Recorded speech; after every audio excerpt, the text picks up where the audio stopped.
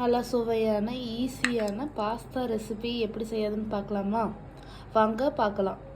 Pasta செய்ய தேவையான பொருட்கள்: குடமிளகா, பச்சை மிளகா 2, தக்காளி 1, அரிஞ்சு வச்ச ஒரு வெங்காயம், கருவேப்பிலை ஒரு கொத்து.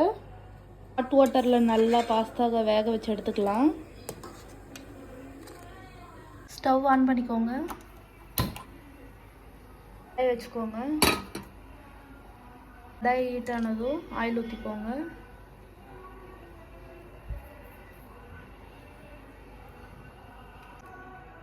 உளுந்தம்பருப்பு போட்டுக்கோங்க, கடுகு போட்டுக்கோங்க, வெங்காயம் போட்டுக்கோங்க, மிளகா போட்டுக்கோங்க, கருவேப்பிலை போட்டுக்கோங்க, தக்காளி போட்டுக்கோங்க, 2 டீஸ்பூன் இஞ்சி பூண்டு பேஸ்ட் போட்டுக்கோங்க, மிளகா போட்டுக்கோங்க, மிளகாத்தூள் போட்டுக்கோங்க,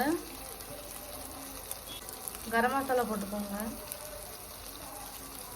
தேவையான அளவு உப்பு போட்டுக்கோங்க, போட்டுக்கோங்க.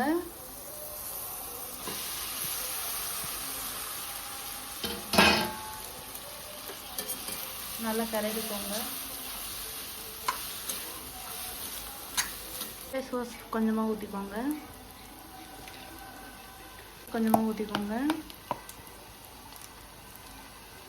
கொஞ்சம் பெப்பர் போட்டுக்கோங்க.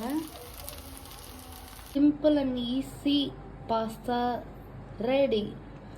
நீங்களும் செஞ்சு பார்த்துட்டு கமெண்ட்டில் சொல்லுங்கள். வீடியோ லைக் பண்ணுங்கள், ஷேர் பண்ணுங்கள், சப்ஸ்கிரைப் பண்ணுங்கள். பாய்.